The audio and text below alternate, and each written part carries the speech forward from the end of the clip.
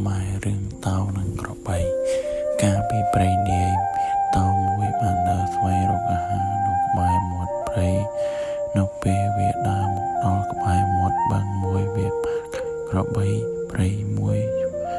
ឈ្មោះចំ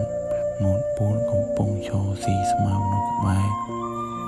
លបចូលទៅចិត្តក្របីទាំង4ពេលណាពួកវាតែងតែបែកវាដើម្បីប្រជុំមុខព្រោះវាថាទោះបីជាតោចូលទៅខំ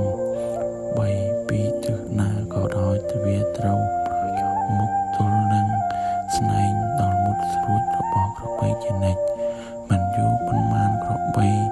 ព្រៃទាំង4មានចំនួននឹងគ្នាហើយពួកវាក៏បានចែកផ្លូវគ្នាទៅរកស៊ីស្មៅនៅកន្លែងទីតីរៀងខ្លួនឆ្លៀតឱកាសដែលក្របីព្រៃទាំង4កំពុងមានទំនាស់នឹងគ្នាតោក៏បានលបចូលទៅខំសម្លាប់ក្របីទាំងនោះស៊ីម្ដងមួយអស់ទៅ